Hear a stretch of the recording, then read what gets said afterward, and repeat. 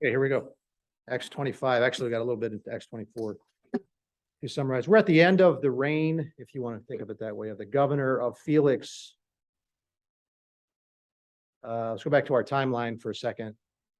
So where are we on this timeline? We are right here, right at the end of the 2-year vacancy in the Roman governorship when Felix got recalled. Felix got recalled back to Rome because of the Jews. He's a ruthless man, and they finally had had enough. So he got recalled to Rome. There's Naomi. He must have heard us. And he's going to be replaced by Festus 2 years later. So there's this vacancy. I don't really know how that worked during the vacancy, who actually ruled in Galilee, in Judea. The priestly class, they were the local rulers, but the Romans, you still have Caesarea. You still have the Antonia Fortress. You still have the peacekeepers, if you want to think of them that way. I don't know who is nominally, titularly, there's a word for that, in charge of who's the head of that province when the Roman governor is absent. I guess when he goes to Rome, there's got to be somebody that gets like an interim leader. So that's probably the case. Anyway, they don't care about all that. So we're at about 60 AD right now. It's an interesting loop. The missionary journeys kind of track the circular nature of the gospel, of the proclamation, what I keep calling the Hellenistic advance, the advance of the gospel into the eastern provinces of the Roman Empire. So this was the first journey through Galatia and then back. So from Antioch to Antioch. Then second and third journeys kind of do this. They're going to start at Antioch.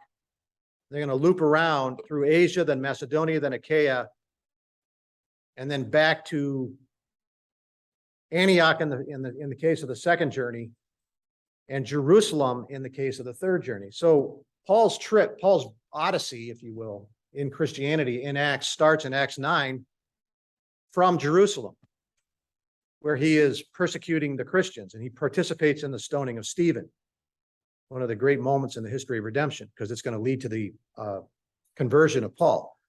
So it starts in Jerusalem with this Hellenistic Jew named Stephen, who's so much like Paul. If they weren't actual characters in history, you think they were fictional parallels of each other created on purpose.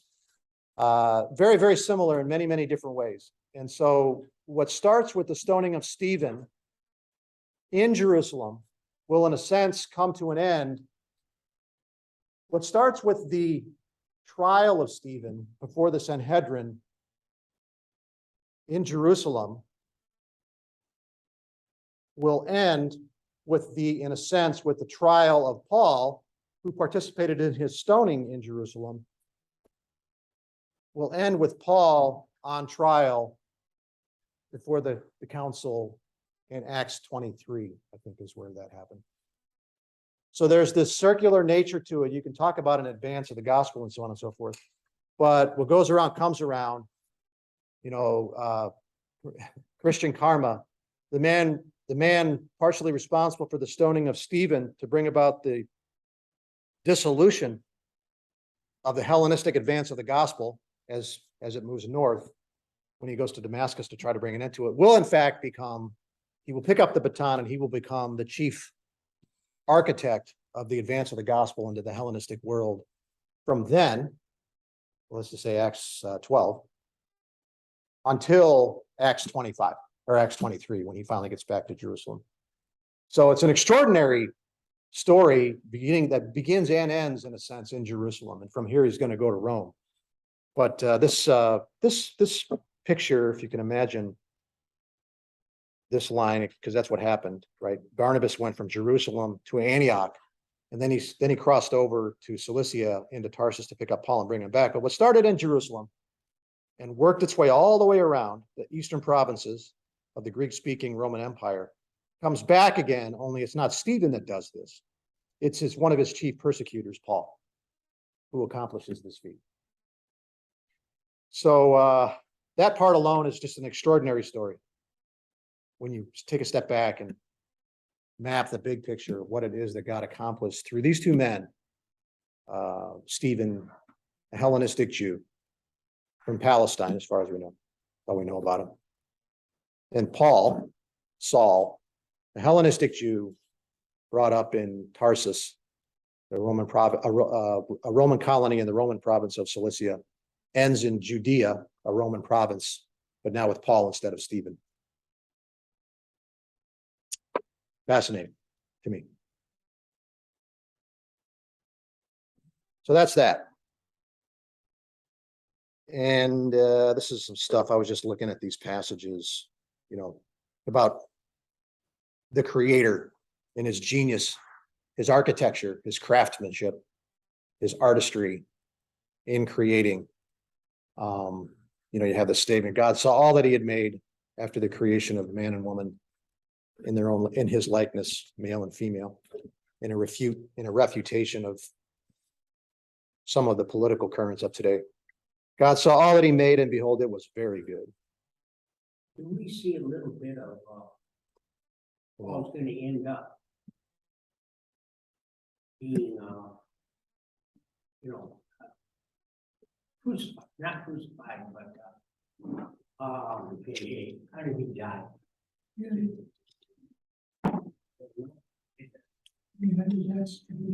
You trust, I probably shouldn't eat ice while I'm trying to talk. Can't really spit it back into the thing now. But at that, do you see a little bit of, this is out on a limb, I think. But vengeance is mine, see it. You know that verse, right? And Paul was breathing out threatenings of slaughter against Christians, and he had a hand in the stone of Stephen. Now vengeance is needed on that. So, And Paul eventually gets it in the end. However, for the advancement of the gospel. Vengeance applies to. Pardon? I don't think vengeance the applies the enemies of God. But let's take your point, because I think there's, Like I said, it's out on the limb. Way out. where's it at? Bible scholars.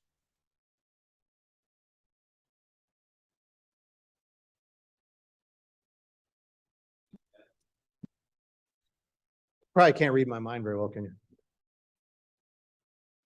No, I rejoice. How significant were the sufferings of Paul to the construction of the person that Paul was, and the model that he was, and then also his understanding of discipleship. I rejoice in my sufferings for your sake, and in my flesh I do my share on behalf of his body, which is the church, in filling up what is lacking in Christ's afflictions.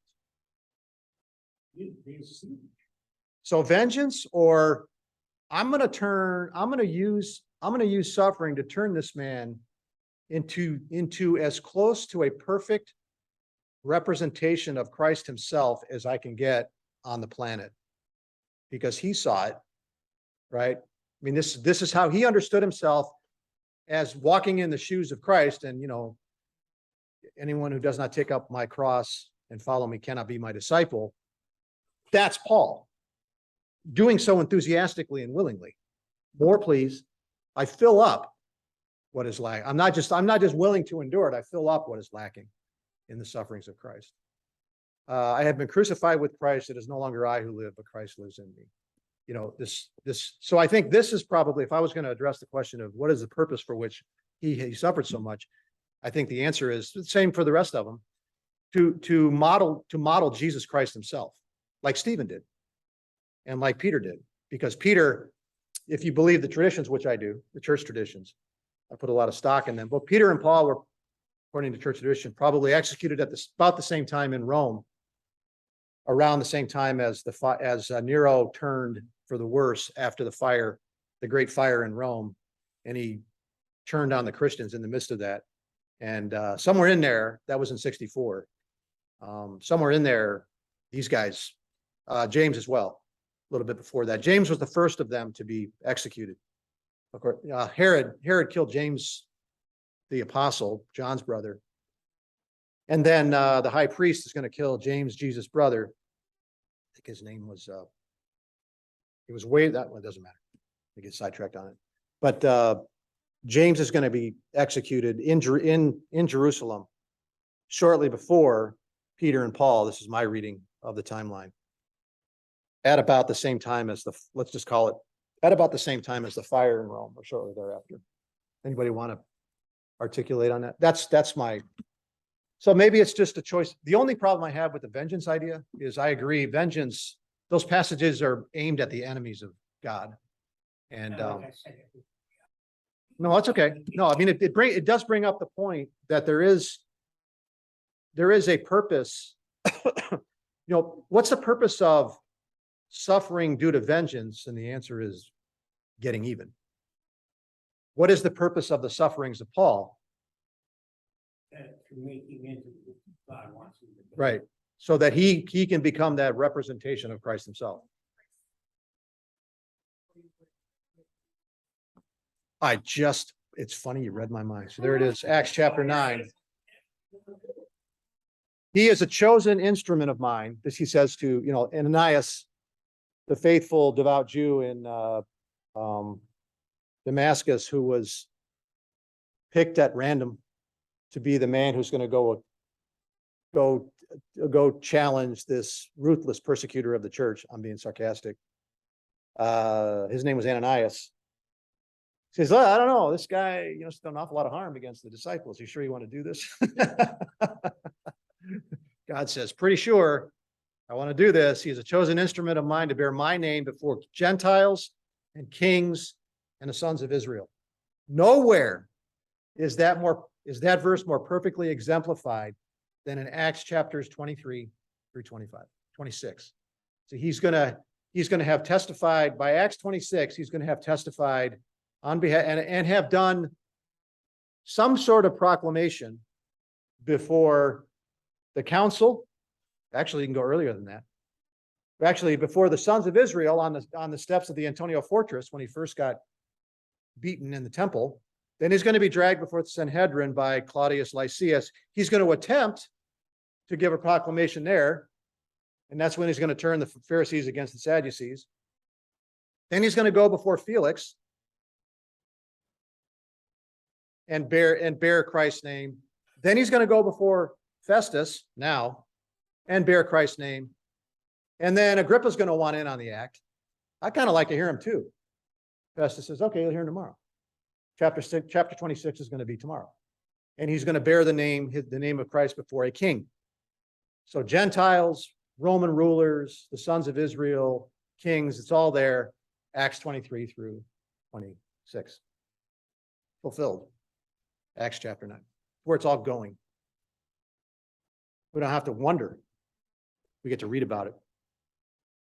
I mean, if you'd have told me this would be Stephen, he is my chosen instrument who will bear my name. And the answer is no, he's going to be replaced. He's going to do his part and then he's going to be replaced by Paul. Right from his conversion. This is the conversion story, right? Acts chapter 9. He was converted unto this. He was converted so that he might proclaim the excellencies of his name among the Gentiles. That's somewhere in one of his writings. Very, very self-aware. Paul's one of the most self-aware people.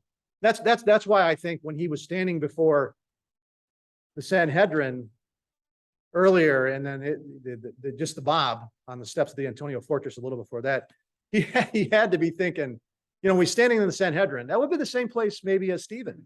And some of those guys would have been some of the same guys. I'm sure it had to have occurred to him. Look at me. Look at where I am. I wonder which one of them is me 25 years ago. Where is he? Who's the guy that's going to pick up the first stone? Right? I mean, all those thoughts had to be crossing his mind, although he had already had a promise from Christ himself that he was going to make it out of Jerusalem alive. So anyway, fascinating stuff. What goes around comes around. In this case, what started in Jerusalem is going to end in Jerusalem, and then he'll head to Rome, where the story will end. All right. So we just finished with Felix. Luke dispenses with the 2-year absence very quickly. After 2 years had passed, so he's gone, he leaves. So Felix is still there in Acts 24:24 with Drusilla, his wife. Drusilla was a daughter of Agrippa the first too, I think. If people all intermarried, I think so. She's very sympathetic toward the Jews. I think she was the one who attempted to help after the Jewish war. The only person we have that has a record of that is Josephus and Tacitus to a certain extent, I think. I don't read them. So, but anyway, so he's already there. He's still there in 24:26. He leaves. There's a 2-year vacancy, and 2 years later, here comes Festus, Porcius Festus. Look how fast the narrative moves. We go from Felix is there in 26 to he's absent for 2 years to he's succeeded by Festus, who, wishing to do the Jews a favor, leaves Paul imprisoned. Felix left Paul imprisoned, all in a verse. All happens within a single verse. That's how fast it's moving. In narrative time. These 2 years pass in a single verse. He has no interest in them. So we don't really know what happened to Paul, except that we know he was allowed to see people and they brought him provisions and so forth. And probably Luke is there, which takes us to, let's see what anyone said. Yeah. Thank you. We are recording. So with Festus, the Jews hoped for a more favorable situation than they had with Felix. I don't know whether that was the case. No, I think it was. I guess if you're going to recall somebody because he can't get along with the locals and he can't put down the civil strife, you either bring in somebody who can get along with the locals, or you bring in somebody who can even more brutally bring an end to the civil strife. So here comes Festus, and what is his posture? He's entering an incendiary situation, right? There's a powder keg. The revolutionary spirit is rising from these zealots. This anti-Roman sentiment is rising. Remember, the reason that Felix was recalled was because of civil disorder between Jews and Gentiles in Caesarea. So it had reached the Roman administrative center of Palestine. So that something's got to be done about this. As far as the Romans were concerned, you pay your taxes and keep the peace and obey Roman law, you'll get along fine. If you don't do any of those things, you're in big, big trouble. So here comes Festus, and we're going to find out really, really, really quickly what his posture is, verses 1-5. Festus then, having arrived in the province, what's the province? Huh? What's the province that Festus is arriving in and taking over? Judea is a Roman province. Galilee is not. Galilee has a client king. Anybody know his name? Agrippa. He would be a replacement. You know, the territories moved around a lot, but he would be a successor to Herod Antipas, a descendant of his, an ancestor of his, who was the Herod during the entirety of the book of Luke. He will be we'll get to it, but Agrippa will be the last of the Herods, the Herodian dynasty. Herod being Herod the Great, who died right after Jesus' birth. And the chief priests and the leading men of the Jews brought charges against Paul, and they were urging Festus, requesting a concession against Paul, meaning a favor. Hey, you're the new governor in town.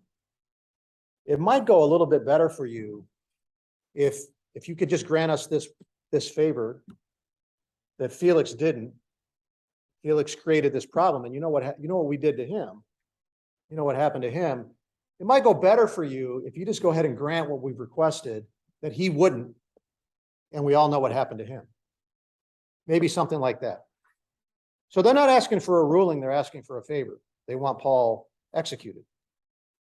That he might have him brought to Jerusalem, at the same time setting an ambush to kill him on the way. So that ambush that Paul's nephew, anonymous nephew, notified Claudius Lysias about 2 years ago that caused Paul to end up in Caesarea in the first place.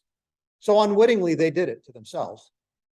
Claudius Lysias had no intention of sending him to Caesarea. The cause of that was their plot.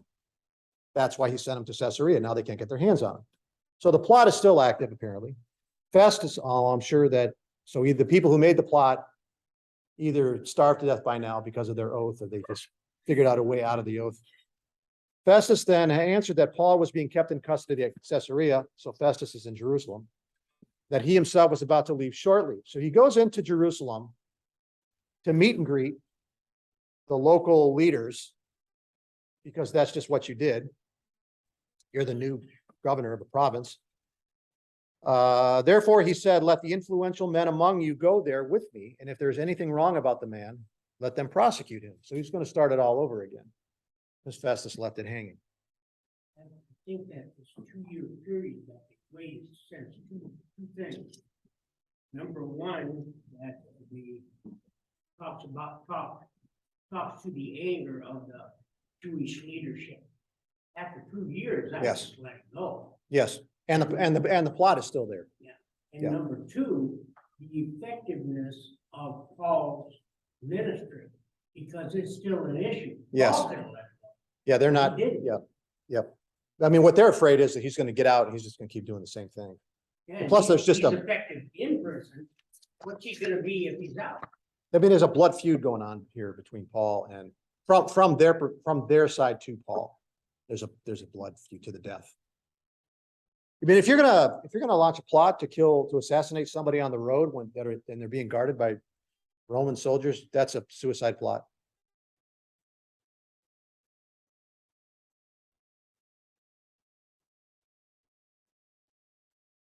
They weren't pulling anything over.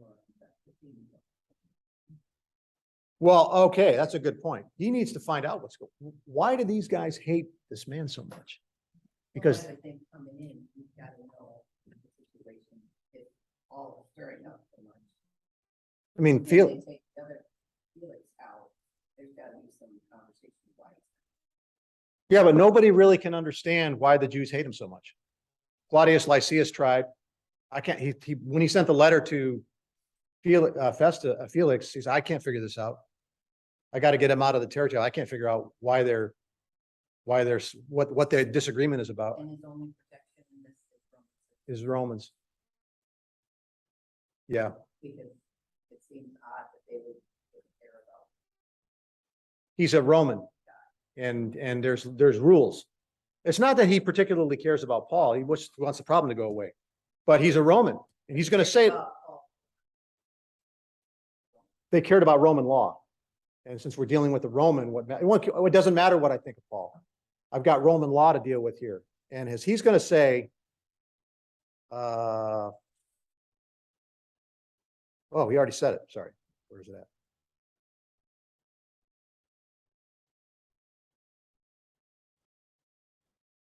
You guys can't read my mind, so you don't know.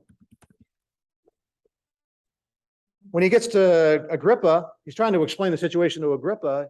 Agrippa's wondering, why didn't you just turn him back over to the Jews and make the problem go away?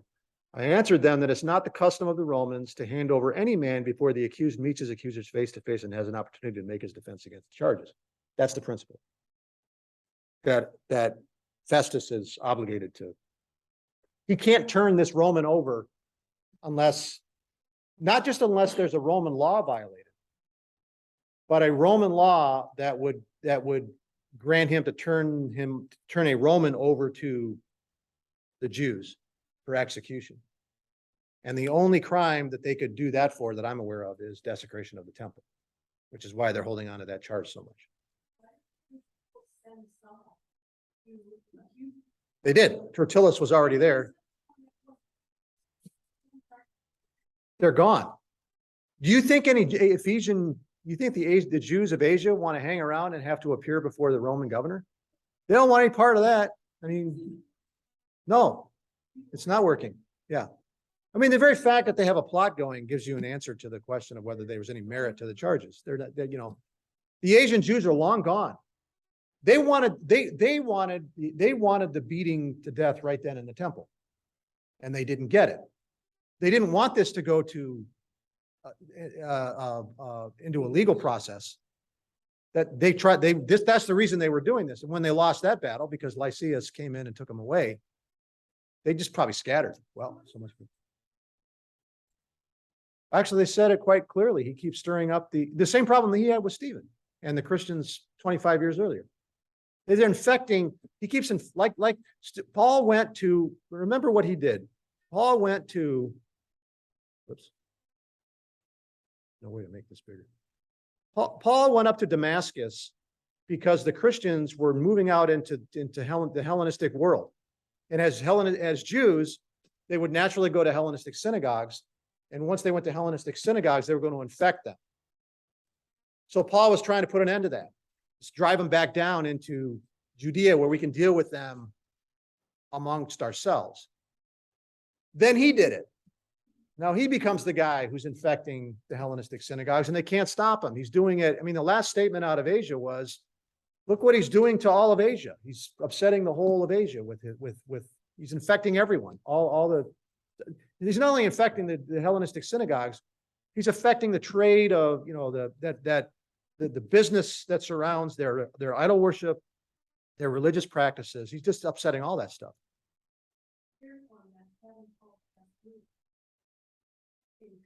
Yes. Well, he didn't stop in Asia on the way back.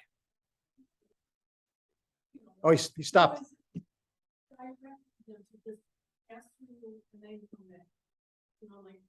You mean on the way out on the second missionary journey? Yeah. Asia was a special case. It's also his most effective ministry. He's turning people back to the truth of the scripture and the authority of God. Yeah. Which takes away the leader's power. So Jesus told, I think I'm probably talking NT Wright right now. You don't know who he is. He's an author, very, very important Christian scholar. But I think he said it in one of his books, The New Testament and the People of God, which I recommend to every person in here. I don't know how you feel about that book, but have you read that? Yeah, it's an amazing thing. I don't agree with him all the time, but especially lately. But that book, anyway, we can talk about that later. He said, Jesus told the story of Israel, and he did so with authority and power. But he made the ending of the story about himself. Now I'm really paraphrasing. And when he did that, he subverted the whole story. And the Jews killed him for it. It's a statement like that. Always the chief persecutor. Now suddenly he's treating him with the persecutor. It's the Jews who didn't stand up. Right. People are saying, well, why did Paul convert if this was not true? I mean, he was a recognized Pharisee. He grew up at the feet of his leading Pharisee rabbi, Gamaliel. He was somebody who had all the credit, Yeah, he was on his way. He was going to be if you believe him, which I do, because there were people there to refute him, he was a rising star in the Pharisaical sect, and particularly the school of Hillel, probably because that was Gamaliel's school. But so that's what Jesus did. He subverted the whole story of Israel by changing the ending. The replacement theology of Christianity. Replacing the law, replacing the temple. He becomes the center of that. Paul did the same thing. He powerfully preached the prophets, but by making Jesus the fulfillment, he subverted the whole narrative of Israel and the Mosaic traditions. And so what happened to Jesus is what's going to happen to Peter, is what's going to happen, what happened to Paul. Stephen, what's going to happen to Paul. But it's fulfillment. That's It's why fulfillment. So widely. Yes. Because it was fulfilling. Yes. And then the Holy Spirit. Yes, because it was the real. Yeah. Yeah. And what do you call it? The impotence of the opposition. There's nothing they can do to stop it. I call it a contagion, right? I think that's a fair word from that perspective. If you look at the second journey, I was doing so well today. Who am I going to blame? I'm going to blame Gabe again. So here's the second journey. So like a pathogen entering the body, you know, particularly here at Philippi, the crucified, then resurrected Messiah is proclaimed in Macedonia and receives the immune response from the body that a pathogen always receives. And the body now attacks and tries to destroy the pathogen. And that will happen all the way down the coast, all the way to Corinth. On this third journey, when he has his 3-year stay in Ephesus, it'll happen in Ephesus. Then they've had enough. He gets hauled before the amphitheater, what do you call that? Not an amphitheater. Anyway, the thing that holds 25,000 people, assuming that's where the Colosseum's in Rome, but it's one of these. What do you call those? We're back to amphitheater. Sounds good to me. Anyway, he gets hauled there. You know, they're trying to get him prosecuted. They can't do it. So he gets chased not only out of Ephesus, but out of Asia. And he ends up, so on the third journey, he doesn't bother even going to Asia or bother going to Ephesus. He just calls the elders of Ephesus to him in Miletus, I think. That's where he was. And after that, he ends up in Jerusalem. But you can see over and over and over again, you can see this antibody response to a pathogen that Christianity is perceived to be. I know you don't like to think of it that way, but it works pretty good as an analogy. And the antibodies come from far and wide. So he ends up in Jerusalem. The antibodies come from all the way from Asia, from Ephesus to Jerusalem to do something about this pathogen. But they can't seem to knock it down. The infection is spreading. By 325 AD, it will completely take over the Roman Empire. 100%. Constantine. Council of Nicaea. Get your act together, Christians. I want a Bible and I want your doctrine, says the emperor. Says the emperor. You guys are always squabbling and fighting and murdering each other. I want you to give me a Bible. I want you to tell me what your New Testament is, your canon of scripture. And I want you to lay out your doctrine to me. And they will that's where the great church councils come from, as they're hashing through this stuff. But to make sure that it would get settled, the emperor personally presided over the Council of Nicaea just to get that ball rolling. So, yeah, that's great. So he's the PhD in history back there, probably knows a lot more about that than I do. Although you were post-Puritan England, post-Puritan America. What was your Great Awakening? Yeah, okay, yeah. Okay, anyway, back to it.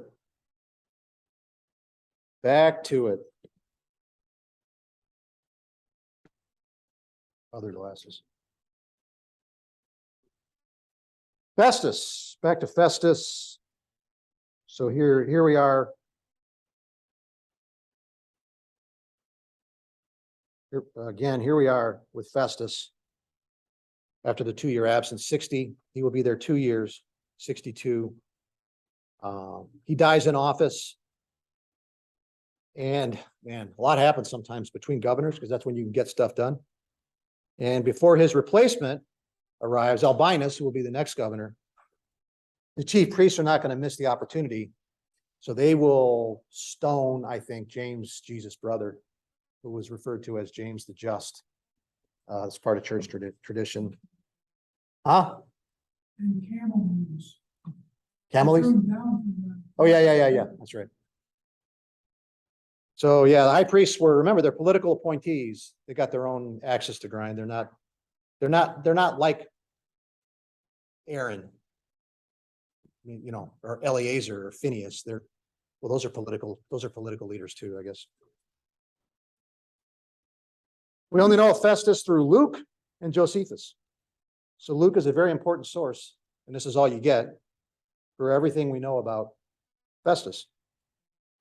And Festus' only conduit of information about Paul is going to be the local Jewish leadership who want to have him executed. So they're probably not going to get he's probably not going to get a very neutral, objective recitation of what the problem is.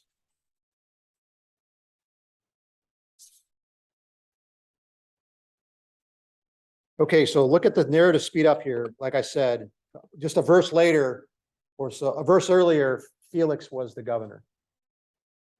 A verse or two later, 2 years have passed, Festus is the governor, and he's already in Jerusalem doing the meet and greet. And before very long, by verse 2, so in 3 verses, they're reclaiming the charges against Paul. And then he's back in Caesarea, all within just a few verses.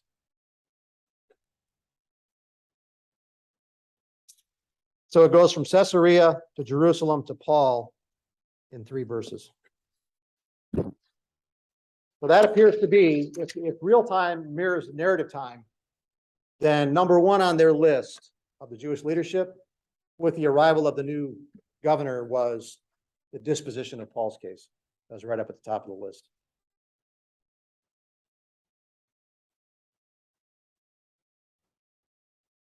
Then we're back where we started. Another trial. They already had a trial. That was Tertullus, the orator, lawyer for the Jews. He went before Felix. Now the Jews are back before Festus. It's the same thing over again. They have no evidence. The events are now 2 years in the past. So all the witnesses are gone, long gone, ain't coming anyway. Nobody in the right mind will want any part of it. So that's the situation they find themselves in. Very similar to Jesus, right? Don't forget all the parallels here. Jesus was accused of what? By the Jews, desecrating the temple. Huh? Claiming to be God, yeah. But the desecration of the temple was right there as well.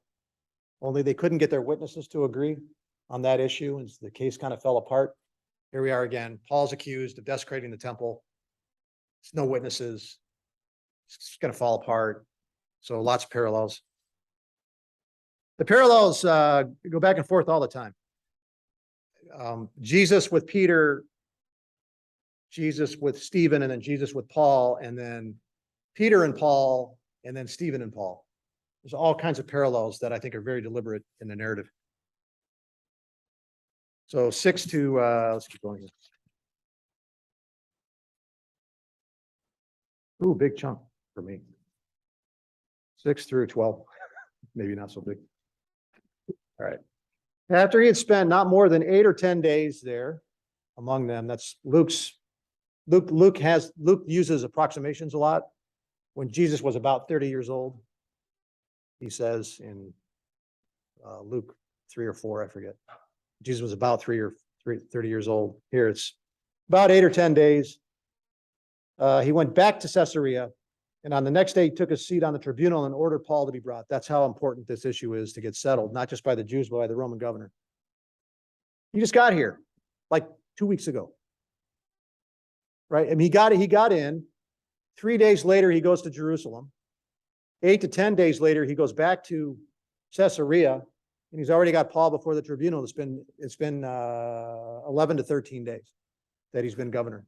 After Paul arrived, the Jews who had come down from Jerusalem stood around him, bringing many and serious charges against him, which they could not prove. Did sound familiar.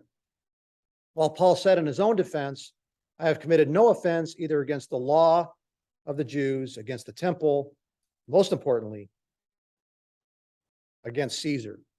So you can't turn me over to the Jews because I've committed no offense against them, and you can't charge me with anything against Caesar because I haven't done anything against Caesar either. Festus, wishing to do the Jews a favor, so he had the concession, they requested a concession, and he wished to give them a concession. So he doesn't care about Paul.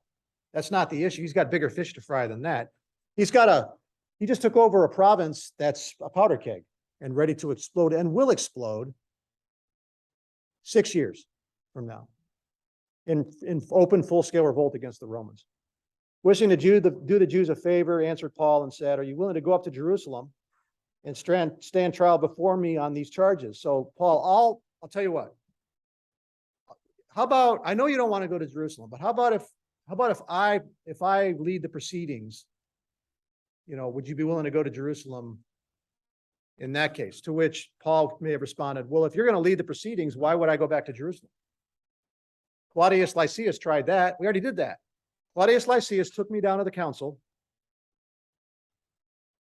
presided over it like you want to do. They interrogated me. It ended up very nearly in a riot, and he had to drag me back out of there before they killed me. And that's what caused me to be brought here. So now you want to just do the whole thing over again? Or are you just going to leave me there? Right? So, or, maybe you just look the other way in Jerusalem, and if they happen to get their hands on him, then the problem goes away, and you can just tell the Syrian legate, yeah, he got assassinated, and there's nothing I could do about it. Problem goes away. But Paul's not going to give him the opportunity.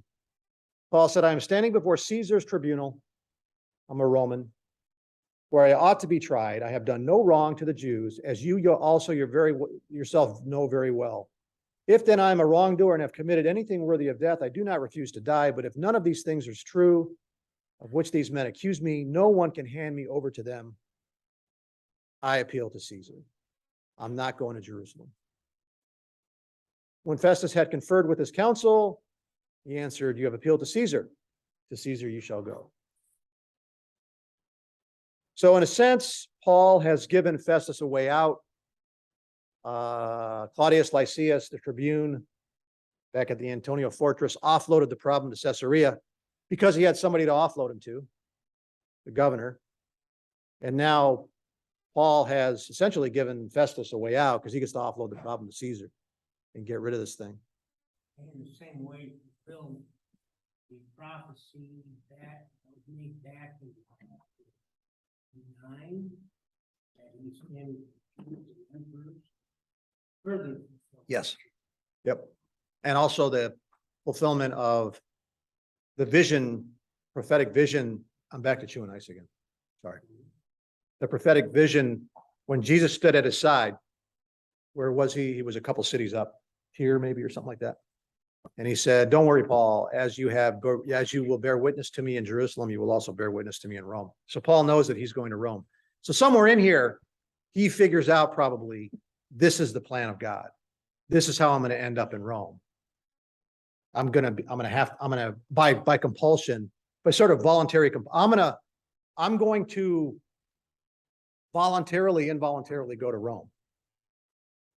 I didn't want to do it this way, but I'm going to appeal to Caesar, which will take me to Rome, and this will be the manner in which the prophecy of Jesus comes true, that I will bear witness in Rome. Something like that is going on.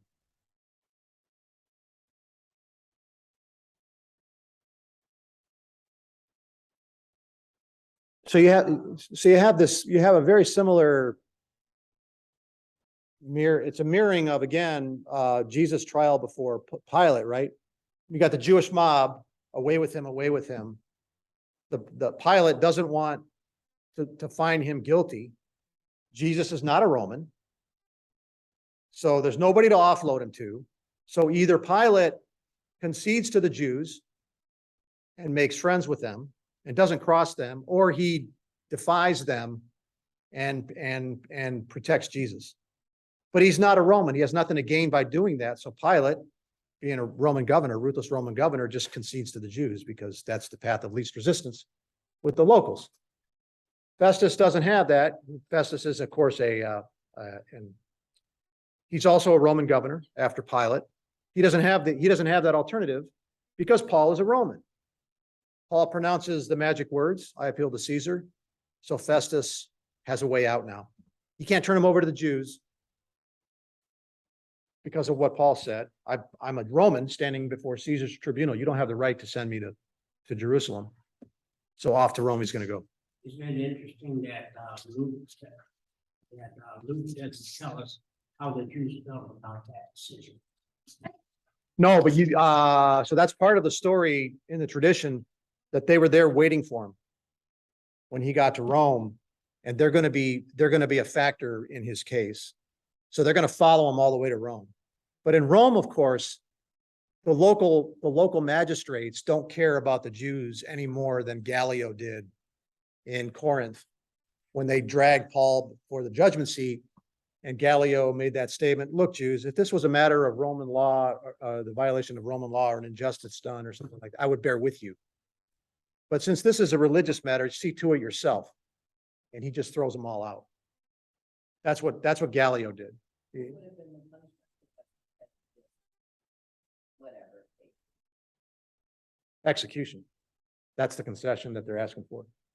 Well, I meant what would have been his, he would have been breaking Roman law and it would come back. If he would have given him to. Yeah, I mean, do you want that getting back? You got to write reports for all this stuff. So all the Syrian legate knows is that the Roman governor handed over a Roman, an uncondemned Roman, to the Jews who executed him. Well, that was the situation with that. What was the not a tribune, magistrate in Philippi, who beat Paul and Silas, who was also a Roman, threw him in prison, and then the next day Paul says, "Wait a minute." They want to just let him go, and Paul says, "Wait a minute." They beat and imprisoned Romans who were uncondemned publicly, and now they want to send us away privately? No, he can come here and he can escort me out of the city publicly. I'm going to shame him. So that's, it's like that. And so Festus a little more savvy. Yeah, it's a little more savvy. Yeah, but he's got this powder keg situation in Judea. This thing can blow up at any time. So we can't hand him over, and you can't just keep him. You can't just keep him in Caesarea forever. So yeah, let's send him to Rome. Get him out of my hair. I have to deal with it. I can tell the Jews, I can't do this. I'm a Roman governor. There are Roman laws. I can't turn over an uncondemned person to you. His letters that were sent to what kept you against him? That he was still encouraging you to do this and encouraging. Once you got to Rome. In that Roman imprisonment, I don't know what the pastor thinks of this. You're going to get some letters. Ephesus, Ephesians, Philippians, Colossians, 1st and 2nd Timothy, Titus. Huh? The prison epistles, yeah. Very, very important. Probably, yeah. That's what I think, yeah. No, I don't think so. No, I don't think anybody. That's a good question. Why couldn't they have been? Yes. What? I mean, it could be, I don't know. We don't know. But the generally accepted view is that the prison epistles were written from Rome, yeah. He mentions the Praetorian Guard in one of them. That's kind of interesting, since I'm now sidetracked. I don't remember how to spell Praetorian. With a P. There it is. 113, so this is the letter to the Philippians. Now I want you to know, brethren, that my circumstances have turned out for the greater progress of the gospel, so that my imprisonment in the cause of Christ has become well known throughout the whole Praetorian Guard. Well, where is the Praetorian Guard? Oh. Yeah, he's making inroads. The Praetorian Guard is the bodyguard of the emperor. They were also the chief assassins of an emperor that everybody had enough of. Nero. Caligula. Caligula was assassinated by, maybe both of them were assassinated. The Praetorian Guard took out a lot of emperors. You can't cross your bodyguard. You can for a while, then they get sick and tired of it. Right. I got 2 minutes. What are you closing your Bible for? But you got enough. Verse 8, I have committed no offense either against the law of the Jews or against the temple of Caesar. So Jesus remained silent, like a sheep before his shearers, Isaiah 53. Peter and Stephen launched counteroffensives.